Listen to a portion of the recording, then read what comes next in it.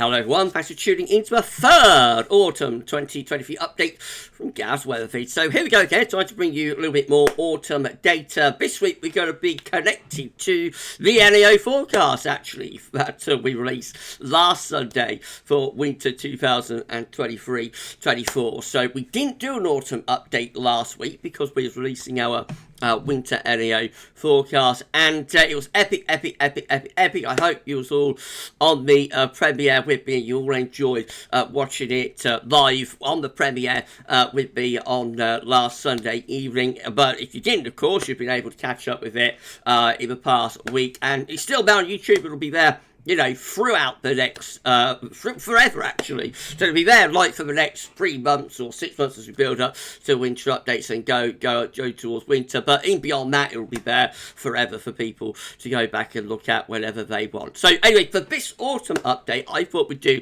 a little bit on the NAO, and I shall get on with that for you in a moment. So just to say back first, I'm going to say was our 6 a.m. UK weather forecast. We've got GavsWeatherVids sunny roundup coming up for you later on this afternoon. Please like, share and subscribe on all of today's videos, and thank you so very much everybody for doing that. Thank you so to Richard for the incredible autumn updates gift. Thank you so much, Rich.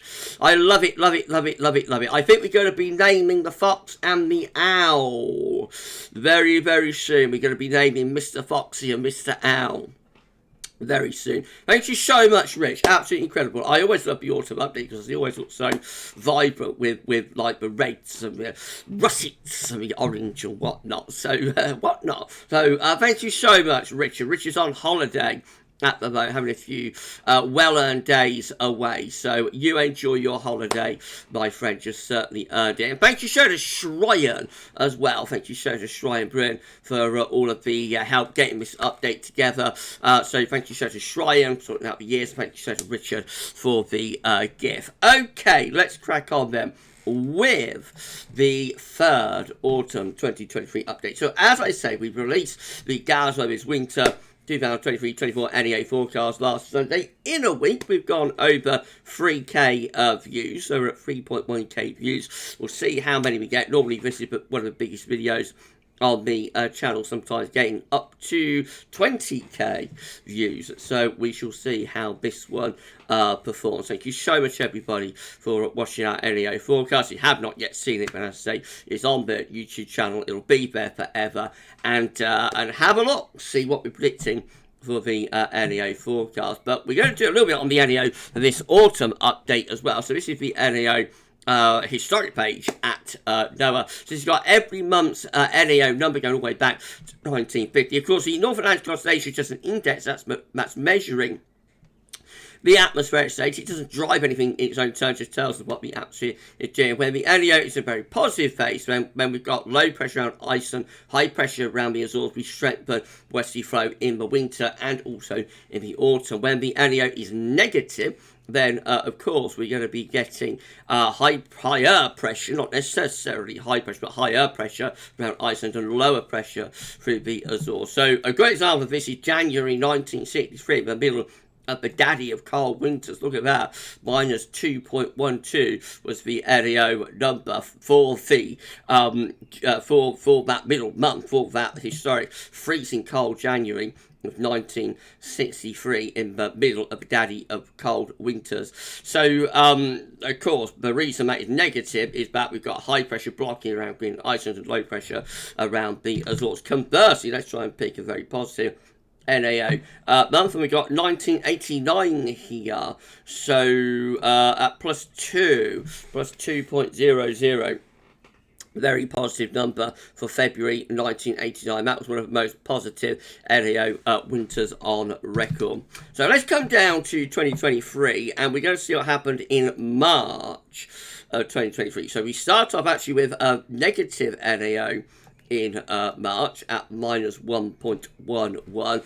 I think that's probably a result of the SSW. Remember, we have a sudden stratospheric warming. We mentioned it a lot here on the channel back earlier. In February, there was a sudden stratospheric warming I think produced quite considerable amounts of blocking, and that's the reason we had not only quite a cold start to about March, there was of course a bit of snow in early March 2023, but also a very wet month as well, with projection going on a more southerly track. So we start off with a negative LEO in March. We keep a negative LEO, albeit at a reduced level, into April.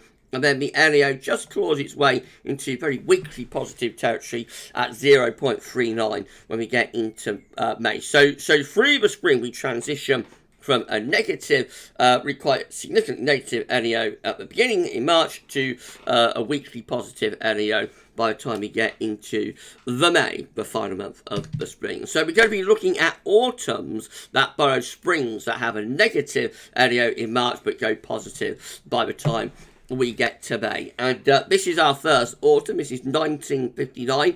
This one with high pressure blocking to the north and over and to north of the country.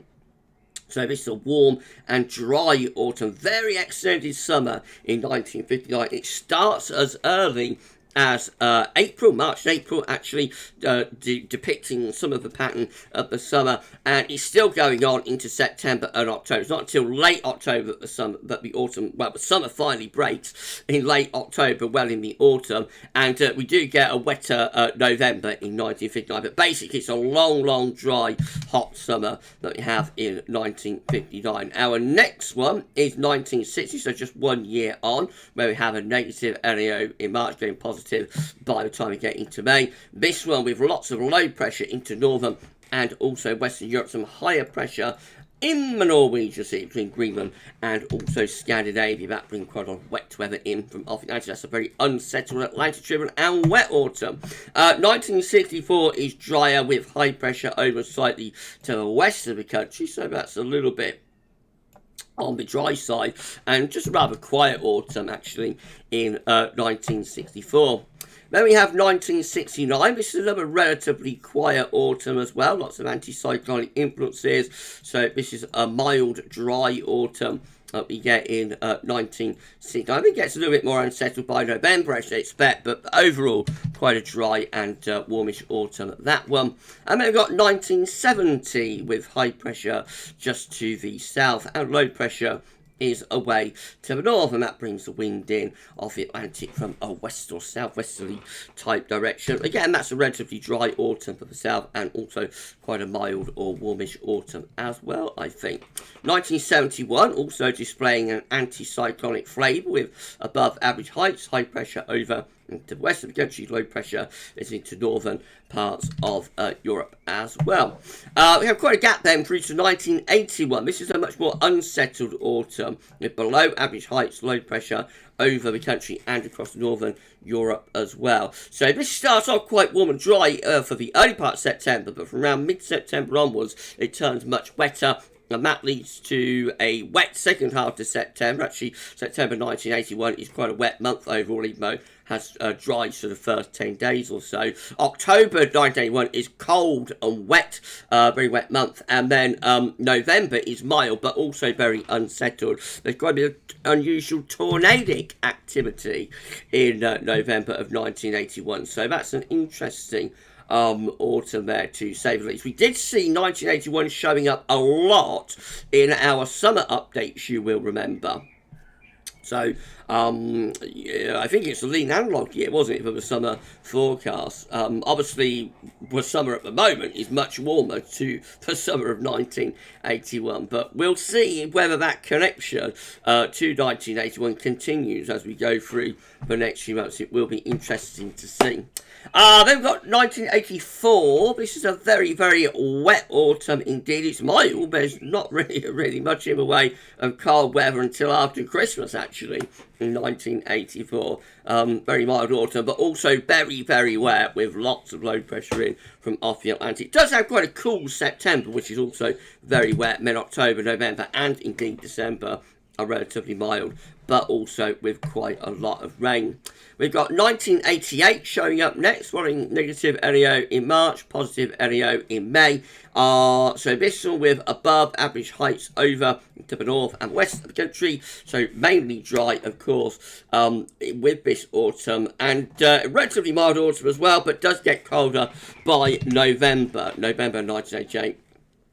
Does have some quite cold weather, and actually the coldest weather for the winter of which is a very, very mild winter of 88 actually occurs like at the bookends in November, and then actually in April of 1989.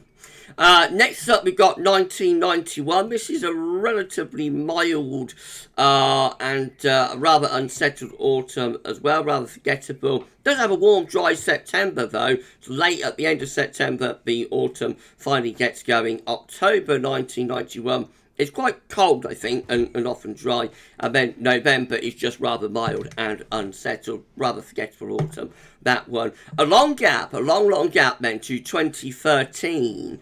So the next time we have a negative NAO in March, positive NAO in May combination, 2013 with below average heights to the north, the above average heights out to the west of the country. So that one is a quieter autumn.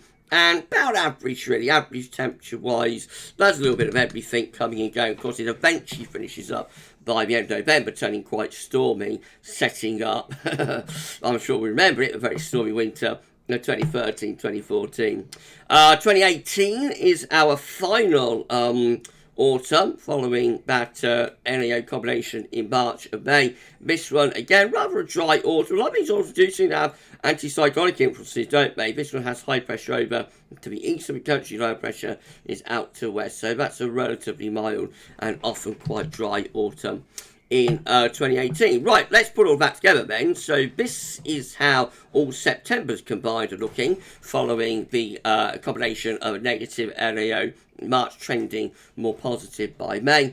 With this one, we tend to get higher pressure to the south, we tend to get lower pressure up to the north. So relatively dry scene, I would have thought, for the south, but a little bit unsettled up in the north. October also displaying an anticyclonic signal. All October's combined with above average heights into the north and the west of Europe as well. And then November, though, turns much more unsettled. So after perhaps a delayed autumn in some ways, with dryish weather in September and especially in October, we get to November, and that looks much more unsettled, with below average heights in across northern really across Europe, really Northern and West Europe is included in that. So rather unsettled for the November. It's probably mild, but there's not much in the way of blocking. There's a little bit of higher pressure up towards Greenland, but not a lot, to be honest. It's just mostly low pressure in from off the Atlantic. And then finally, this is how all autumns combined are looking, following a negative NAO in March, trending positive by May, and we get above average heights to our west and southwest. Low pressure is away to the north, and the jet stream doing something a little bit like that. So an anticyclonic signal, but trending more unsettled by the time we get into the latter stage of the season. And we're done. So very quick autumn update this one. I hope you've enjoyed it and found it interesting and informative. Of course, our NAO forecast for the winter is for a weekly weekly negative NAO. So we've seen there that May this year did actually have a very weekly positive NAO.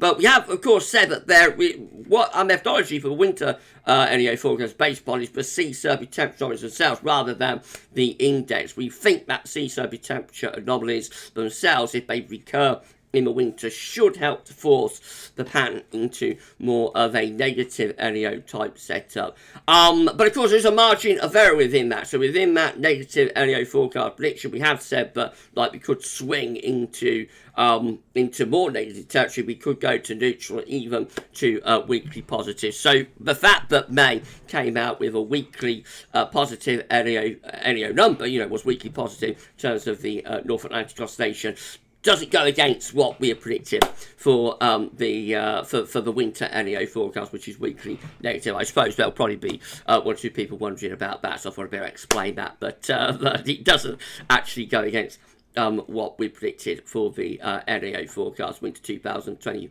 20, what am I talking about? Winter 2023-24. It's been a long day. Right, that's it then. So I hope you enjoyed this third autumn update. We're going to have another one for you next week. If you have enjoyed it, then please like, share, subscribe, all of that good stuff. And show everybody to do that. And we're going to be back a little bit later on with GavsWeatherVids Sunday Roundup. We're finally going to be able to talk about what's going on with the oceans. So been keeping quiet about this, before the NAO forecast. So we didn't let any cats out of the bag. But now the NAO forecast out of the way, we can have a good look at what's going on with the oceans. Been hearing a lot about the Atlantic, how warm the Atlantic is right now. So I will show you the very latest sea surface temperature anomalies, not just for the Atlantic, but for the whole world within GavsWeatherVids Sunday Roundup. And that will be coming up for you later on this afternoon. And of course, we'll also show other things as well, like QPO, AO, NAO, etc., etc., etc., as well as the weather for the next 10 to 14 days and beyond. So watch out for GavsWeatherVids Sunday Roundup on the way this afternoon. If you have enjoyed this forecast, this update, I suppose, not a forecast yet, have enjoyed this update for autumn 2023, I say please like, share, subscribe, all that good stuff, and show everyone doing that. And we'll be back with GavsWeatherVids Sunday Roundup later on. For this one, though, that's all for now. Thanks for watching. Thank you so much to Richard for our incredible autumn updates gift, and to Shrine for sorting out the years as well. Thank you so much to Rich and to Shrine, hashtag Team Gav. Amazing, incredible, wonderful. Thank you so much both. Okay, we'll end it there. Thank you so much for watching. See you later on for Sunday Roundup, and bye for now.